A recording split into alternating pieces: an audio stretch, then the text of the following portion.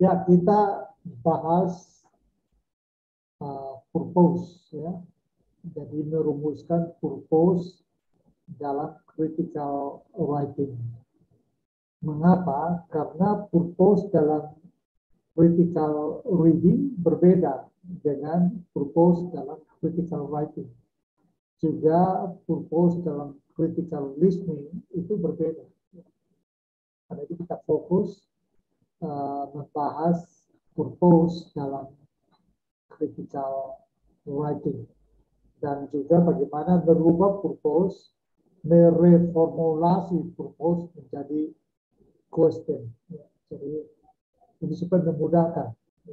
Karena biasanya kalau tidak dijelaskan bagaimana mereformulasi purpose menjadi atau pertanyaan atau permasalahan, biasanya purpose-nya ini, question-nya lain. Jadi padahal question itu mengarahkan kita untuk mencari data. Jadi kalau purpose-nya lain dan question-nya lain, maka nanti purpose tidak akan terjawab. Question juga bisa terjawab, tapi purpose tidak tercapai. Atau sebaliknya, purpose tercapai, tapi question tidak terjawab. Kita kenali dulu apa itu purpose dalam writing. Intinya purpose dalam writing itu adalah apa yang kita tulis. Apa yang mau kita sampaikan kepada pembaca. Apa yang ingin kita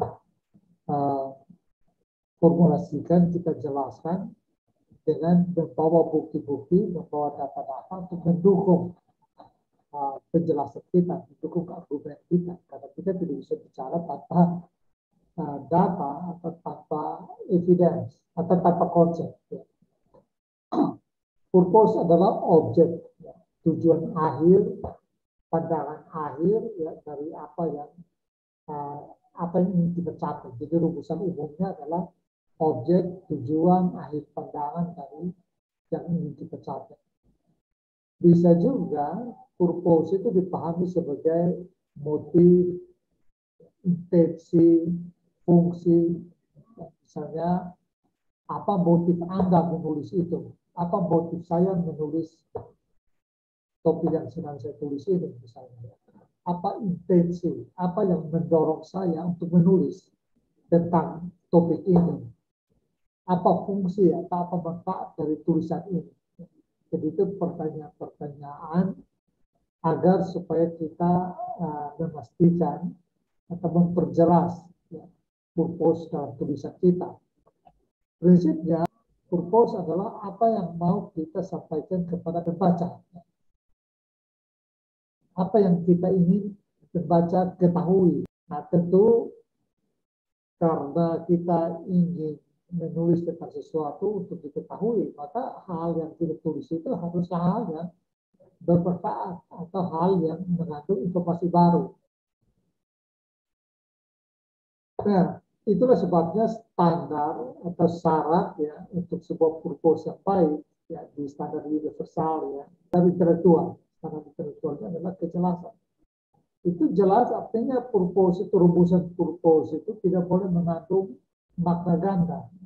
Tidak boleh kata misalnya begini, ada yang buat purpose untuk melihat pengaruh atau dampak antara, itu nggak boleh. Kalau pengaruh ya pengaruh, jangan pakai pengaruh atau dampak. Itu nggak clear. Jadi kalau melihat pengaruh COVID terhadap bisnis online misalnya, jangan lagi pakai pengaruh COVID atau dampak, jangan lagi pakai atau dan ya dan seterusnya. Tapi itu akan membuat tidak jelas. Dia harus straight to the point.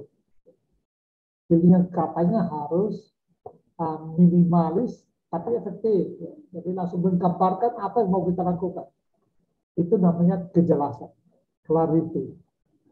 Lalu yang kedua harus bisa dibedakan dari tujuan-tujuan yang lain, rumusan-rumusan tujuan yang lain.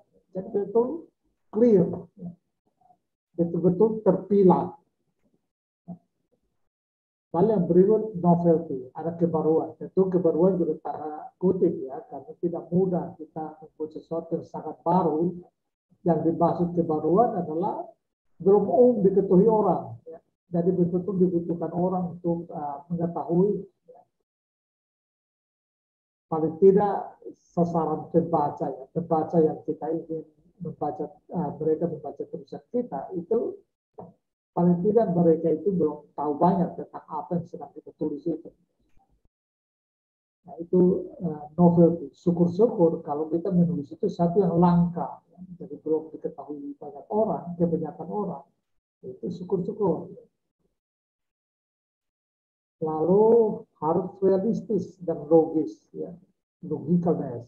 Jadi realistis dan logis untuk dicapai. Nah, ada yang apa namanya? Saya harus jelaskan itu karena ada di apa namanya?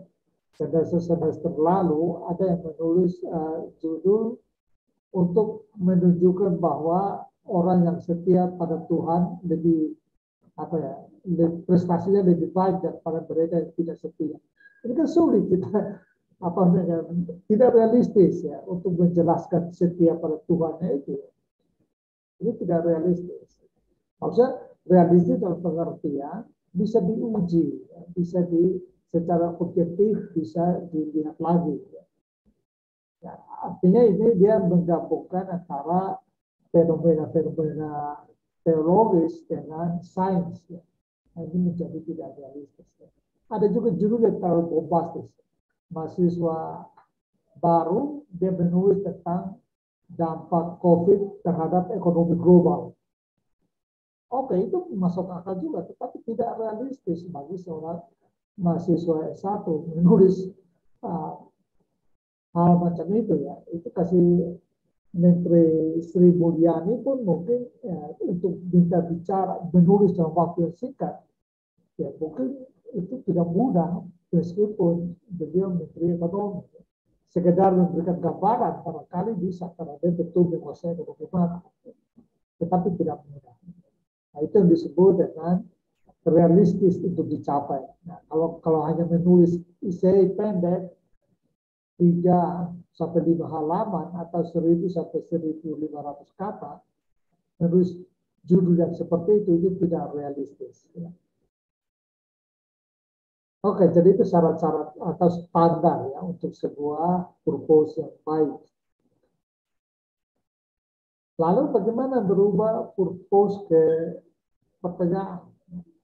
Itu sederhana. Jadi purpose itu karena berbentuk pernyataan, maka pernyataan itu diganti kata tanya aja. Jadi biar repot. Dan itu memastikan relevan. Ya. Karena salah satu kriteria question kan harus relevan sesuai dengan tujuan. Gitu. Jadi misalnya begini, purpose-nya adalah menjelaskan faktor-faktor penyebab lemahnya keterampilan berpikir kritis mahasiswa di perguruan tinggi. Sekali lagi, purpose-nya adalah menjelaskan faktor-faktor penyebab lemahnya keterampilan berpikir kritis mahasiswa di perguruan tinggi. Question-nya ya dibuatkan pertanyaan, kalimat tanya aja. Apakah faktor-faktor penyebab lemahnya keterampilan berpikir kritis mahasiswa di perguruan tinggi? Dan di copy paste saja dari purpose itu lalu diganti dengan question. Jadi itu sudah, kalau itu pasti ya, dia relevan. Jadi tidak pasti tidak problem relevansi lagi kalau itu sudah bisa di copy paste saja begitu. Jadi mudah ya, apapun rumusannya apapun juga, kalau purpose benar, maka tinggal di question tinggal diganti dengan kalimat tanya. Oke, lalu kita lihat ya, kalimat-kalimat awal yang kata ya, diksi ya, untuk merumuskan purpose yang baik, misalnya kata menjelaskan. Misalnya, menjelaskan mengapa pendidikan tinggi kurang berhasil melatihkan keterampilan berpikir kritis kepada mahasiswa. Ini misalnya ya, menjelaskan. Menggunakan kata menganalisis. Misalnya, menganalisis hubungan antara faktor keaktifan berdiskusi di kelas dengan kesuksesan di dunia kerja. Menganalisis.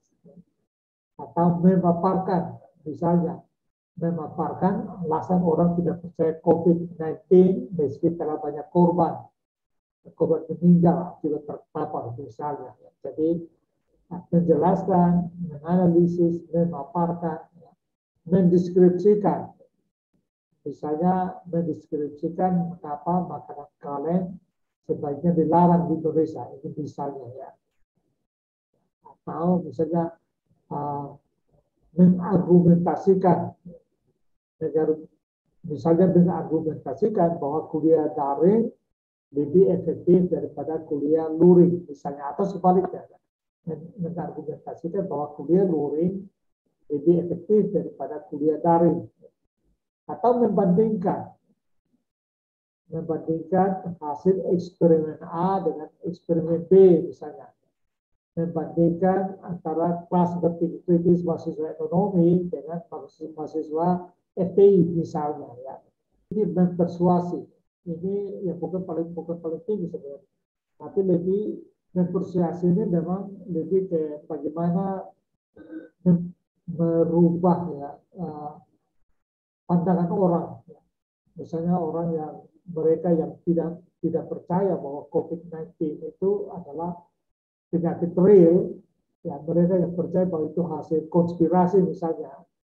Nah, seorang ahli bisa saja dia membuat tulisan yang memang tujuannya akan mempersuasi mereka untuk melihat COVID sebagai sebuah penyakit virus, jadi bukan sekedar konspirasi seperti yang mereka percayai, melainkan benar-benar sebuah penyakit real, penyakit yang nyata.